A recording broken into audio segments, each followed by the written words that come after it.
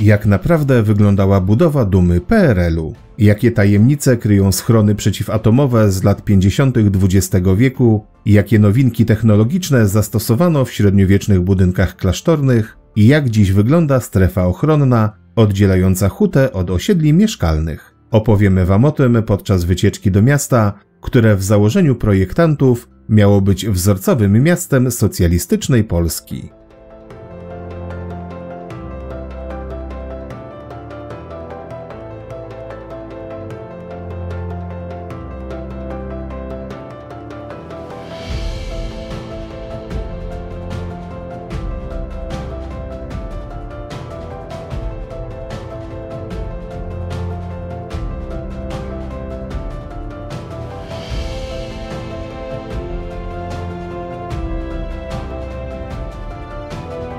Zapraszamy Was dziś do miasta, w którym próżno szukać starych zamczysk czy spektakularnych zabytków. Nie znaczy to jednak, że nie ma tam ciekawych miejsc, a i historia jego powstania wiąże się z wieloma mitami i tajemnicami. Odwiedzamy dziś położone w województwie małopolskim krakowskie osiedle Nowa Huta, które w większości z nas kojarzy się przede wszystkim z gigantycznym kombinatem metalurgicznym. Sprawdźcie z nami, co warto zobaczyć w socjalistycznym mieście idealnym, Nowej Hucie.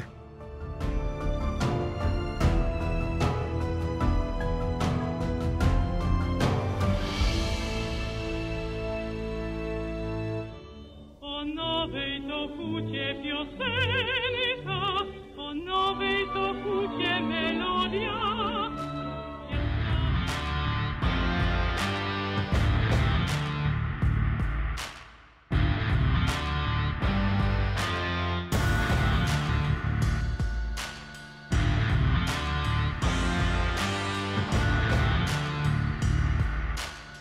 W lutym 1949 roku socjalistyczne władze podjęły decyzję o lokalizacji kombinatu metalurgicznego na terenie wsi Mogiła pod Krakowem. Miała to być jedna ze sztandarowych inwestycji planu sześcioletniego, stalinowskiego projektu skoku gospodarczego i budowy nowej klasy robotniczej. Początkowo budowę planowano w okolicach Gliwic, co uzasadniało pobliskie zaplecze surowcowe Górnego Śląska. Dlaczego więc zdecydowano się na lokalizację w pobliżu Krakowa? Władze chciały w ten sposób przede wszystkim odmienić charakter drobnomieszczańskiego i katolickiego Krakowa przez sprowadzenie tysięcy robotników z małopolskich wsi.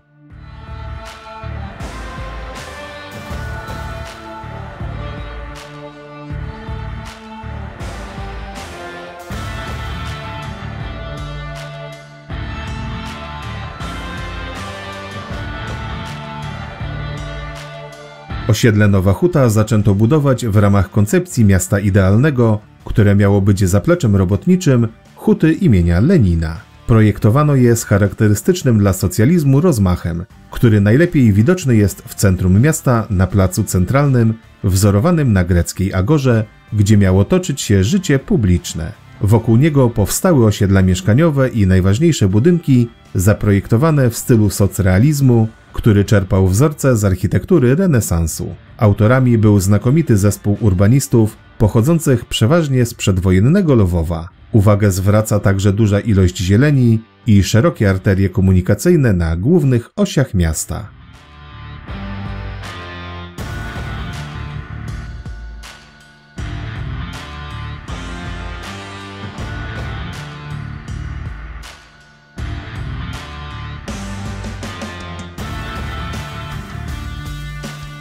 A jak naprawdę wyglądała budowa Dumy PRL-u? Czy byli tam ludzie z marmuru i przodownicy pracy, trzaskający codziennie po 300% normy? Komunistyczna propaganda przedstawiała ich w taki właśnie sposób, podkreślając mit socjalistycznych budowniczych, wznoszących miasto dla siebie. Jako pierwsze w lipcu 1949 roku pracę rozpoczęły młodzieżowe brygady służby Polsce, do których z czasem dołączyli chłopi pochodzący z podkrakowskich wsi. W końcu Nowa Huta miała być dziełem niewykwalifikowanej, lecz entuzjastycznie nastawionej siły robotniczej.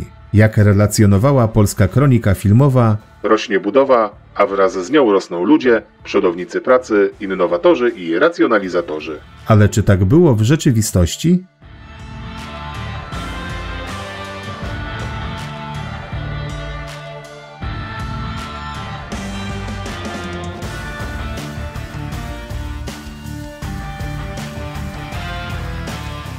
Najlepszą odpowiedzią jest propagandowe hasło „Cały naród buduje nową hutę”. I faktycznie, pod Kraków zaczęły zjeżdżać tysiące młodych i silnych ludzi, pochodzących głównie z ubogich podkrakowskich wsi, ale także repatrianci ze wschodu i żołnierze AK z nadzieją, że w wielkiej masie ukryją się przed UB. Tanią siłę roboczą stanowili junacy służby Polsce, których rzucano na najbardziej zagrożone odcinki. W takim tyglu wielu nie potrafiło się odnaleźć. Alkohol lał się strumieniami, dochodziło do rozbojów, kradzieży i gwałtów, przez co Nowa Huta dorobiła się opinii najniebezpieczniejszego miasta w Polsce Ludowej. Wielu nowych mieszkańców nie radziło sobie także z osiągnięciami cywilizacji. Głośne były przypadki, gdy w nowych robotniczych mieszkaniach znajdowano w łazienkach wyrąbane dziury na fekalia.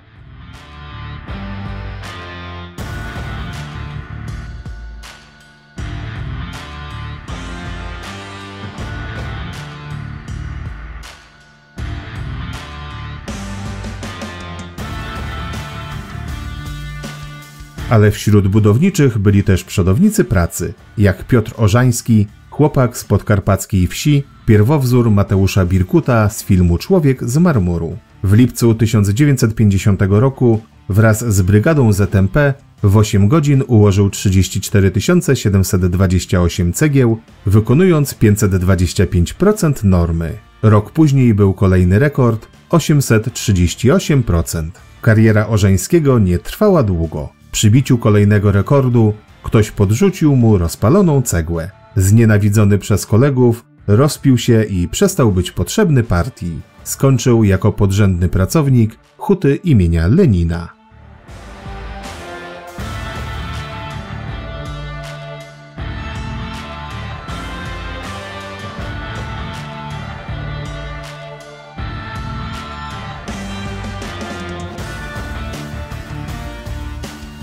Dziś wielki piec w Nowej Hucie, wygaszony, czeka na lepsze czasy, a i dzielnica przestała być źle kojarzona. Przyjeżdżają tu turyści zarówno z Polski, jak i z zagranicy, żeby obejrzeć dzieło socjalistycznej architektury. Spacerując wśród monumentalnych budowli, znajdziemy także dużo przestrzeni i zieleni, ze słynną Aleją Róż na czele. Ale to nie jedyne pamiątki z tamtych czasów, które warto zobaczyć w Nowej Hucie.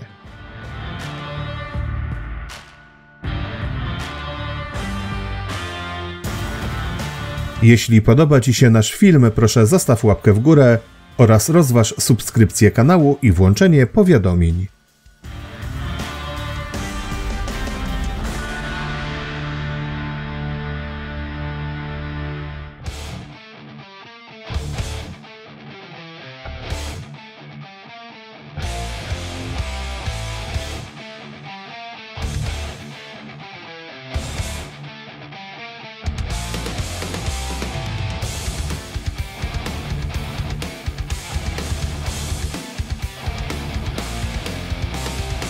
Wokół nowochódzkich schronów narosło wiele mitów i legend. Jedna z nich głosi, że pod całą Nową Hutą znajdują się podziemia, które tworzą niemal drugie miasto. Wielu z mieszkańców opowiada, że po wejściu do jednego z nich krążyli, wychodząc po jakimś czasie w zupełnie innym miejscu. Ile jest prawdy w tych opowieściach, sprawdzimy, odwiedzając 2 schrony. Ale zanim o tajemnicach, opowiemy Wam, jak powstały i komu miały służyć.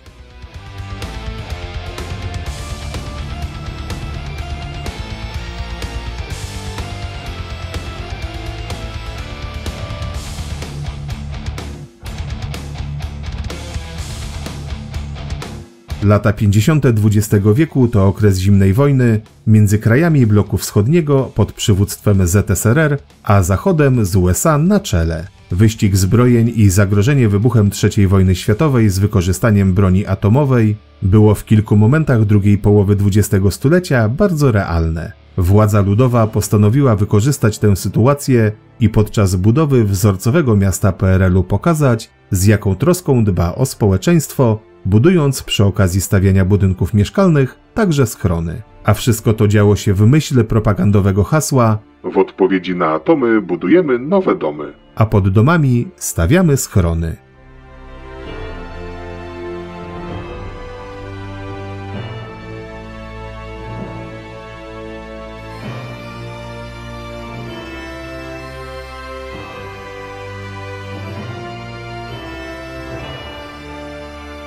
Nowa Huta, miasto, w którym wytwarzano stal, była strategicznym miejscem dla przemysłu zbrojeniowego. W związku z tym obawiano się, że może być jednym z pierwszych miejsc, gdzie spadną zachodnie bomby. Z tego też powodu pod osiedlami powstały labirynty przejść oraz schrony przeciwlotnicze i przeciwatomowe. Do dziś na terenie miasta znajduje się blisko 250 schronów, podzielonych na 4 klasy wytrzymałości. Tam, gdzie nie było schronów, władze przystosowały piwnice na tzw. ukrycia, czyli miejsca, gdzie ludność mogła w miarę bezpiecznie przeczekać atak powietrzny. Co jednak w sytuacji, gdy nalot zastałby mieszkańców na ulicy, na to też znaleziono sposób. Planowano wykonanie oszalowanych szczelin przeciwlotniczych, które chroniłyby przed odłamkami i podmuchami.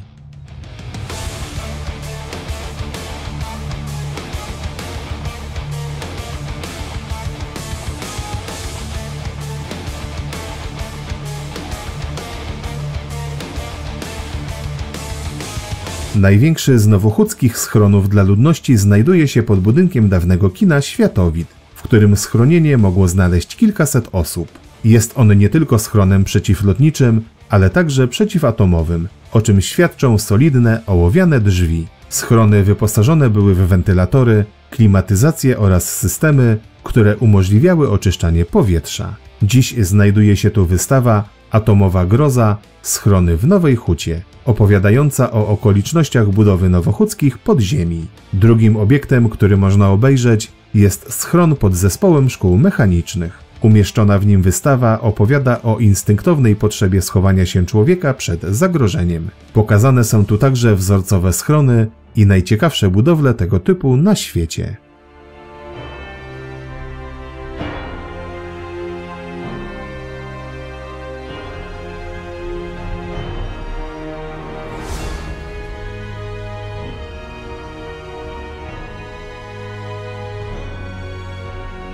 Czy faktycznie z przymrużeniem oka należy traktować opowieści o śmiałkach, którzy zeszli w podziemia, a wyszli na powierzchnię na drugim krańcu Nowej Huty? Patrząc na rozmieszczenie obiektów i biegnące między nimi przejścia, jest to raczej niemożliwe, choć w wielu z nich znajdują się małe dźwiczki, za którymi biegną tunele. Podziemne miasto to określenie bardzo poetyckie, jednak zasadniczo trochę przesadzone.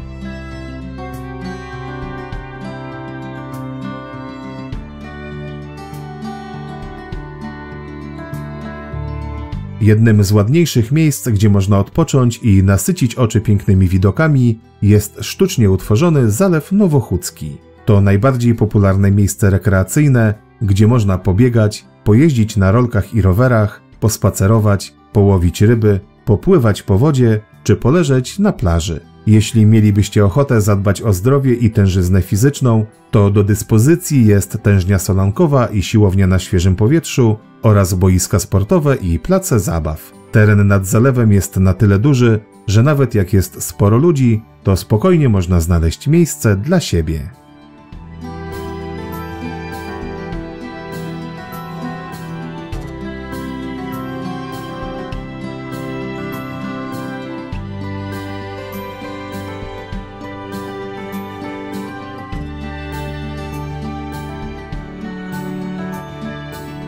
Park i zalew powstały w 1957 roku po spiętrzeniu wód rzeki Dłubni jako część 2-kilometrowej strefy ochronnej oddzielającej hutę od osiedli mieszkalnych. Od początku swego istnienia miały służyć mieszkańcom Nowej Huty jako miejsce wypoczynku, pikników rodzinnych, imprez sportowych i koncertów. Długo nie były jednak wykorzystywane zgodnie z założeniami projektantów. Dopiero w początkach XXI wieku rozpoczął się proces przywracania założeniu pierwotnego przeznaczenia. Odmulono dno zbiornika, utwardzono drogi, odnowiono alejki, postawiono nowe ławki, wokół zalewu zainstalowano oświetlenie, dzięki czemu możemy tu dziś odpocząć w bliskim kontakcie z naturą.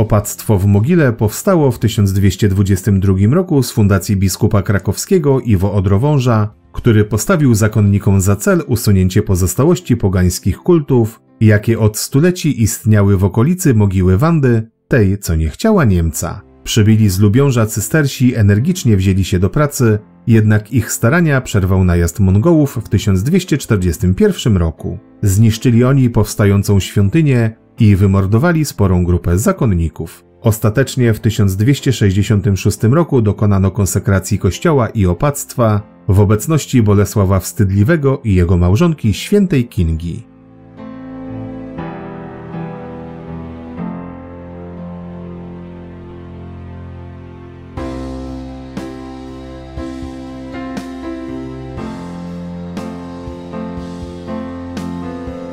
Początkowo klasztor w Mogile miał stanąć w Kacicach z fundacji rodu Odrowążów i to tam zjawili się cystersi w 1221 roku. Nie było to jednak pomyśli części przedstawicieli rodziny, którym nie podobało się przeznaczenie sporej części majątku zakonnikom. Te zakulisowe rozgrywki doprowadziły do zmiany lokalizacji klasztoru na wieś Mogiła. Od tego momentu jako fundator występuje już tylko biskup Iwo Odrowąż, którego staraniem patronat nad nowo tworzonym opactwem obejmuje także papież Grzegorz IX.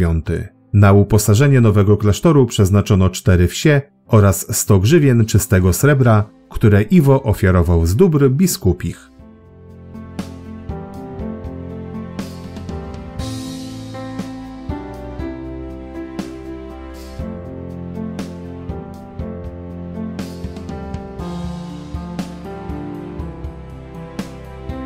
Początki działalności cystersów to rozwój prac rolniczych, hodowlanych i rzemiosła. Wykorzystywano także dorzecze Wisły na potrzeby budowy sieci stawów hodowlanych, młynów zbożowych i papierniczych oraz olejarni. Sprowadzili oni także nowe gatunki drzew, warzyw, kwiatów i ziół, a na łąkach wypasali bydło. To od cystersów okoliczni mieszkańcy uczyli się gospodarki i nowinek przyniesionych z zachodu. W samym klasztorze też nie brakowało technologicznych nowości, jak biegnący pod nim kanał, który dostarczał świeżą wodę i odprowadzał nieczystości, czy średniowieczny piec centralnego ogrzewania.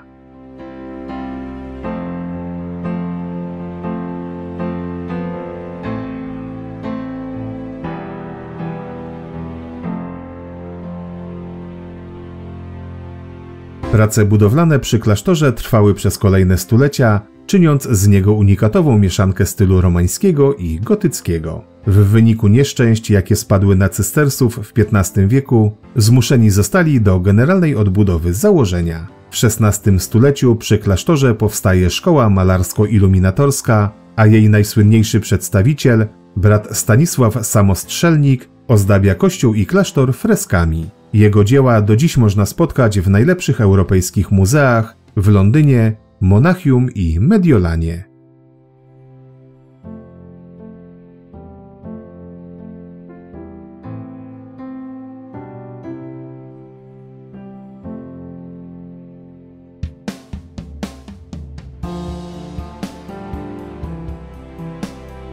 Przez stulecia istnienia klasztor w Mogile stał się jednym z ulubionych miejsc modłów władców Polski. Pojawiali się tu Kazimierz Wielki, Władysław Jagiełło z królową Jadwigą, Zygmunt Stary i królowa Bona, Stefan Batory, Zygmunt III Waza, Michał Korybut-Wiśniowiecki i Jan III Sobieski. Przez pewien czas zamieszkiwał także w klasztorze Jan Kazimierz z małżonką Marią Gonzagą. Opactwo odwiedzali także goście zagraniczni, m.in. Maksymilian III Habsburg czy car Aleksander I Romanow i jego brat wielki książę Konstanty.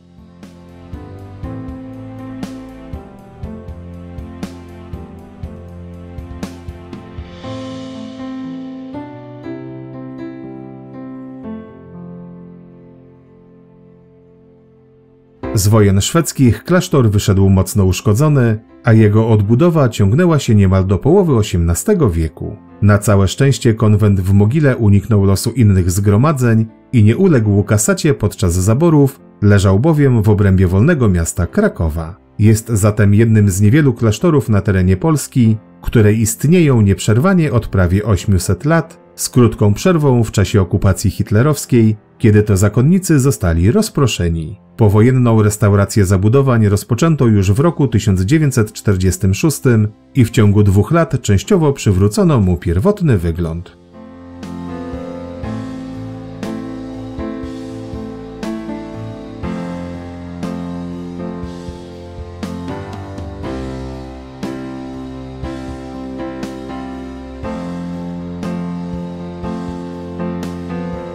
Kościół zbudowano z piaskowca i cegły na planie Krzyża Łacińskiego w stylu romańsko-gotyckim z ołtarzem głównym skierowanym na wschód. Zgodnie z regułą zakonną zakazującą wystawnej i monumentalnej zabudowy nie otrzymał wieży, a jedynie niedużą wieżyczkę na przecięciu naw. Wewnątrz, oprócz wspomnianych wcześniej polichromii, warto obejrzeć tryptyk ołtarza głównego z 1514 roku ze statuą Matki Bożej z Dzieciątkiem i scenami z życia Chrystusa na skrzydłach. Okazale prezentują się także XVIII-wieczne, bogato zdobione stalle czy wykonane w XV stuleciu ołtarze boczne. Największym jednak skarbem opactwa jest czczony od XIV wieku gotycki krucyfiks Jezusa Mogilskiego. O długiej tradycji jego kultu świadczy ogromna ilość wod widoczna na ścianach i bruzdy wyżłobione w posadzce przez przechodzących na kolanach pielgrzymów. Ciekawe są także gotyckie krużganki zbudowane za czasów Kazimierza Wielkiego, w których umieszczone zostały gotyckie i renesansowe płyty nagrobne oraz portal z XIII wieku.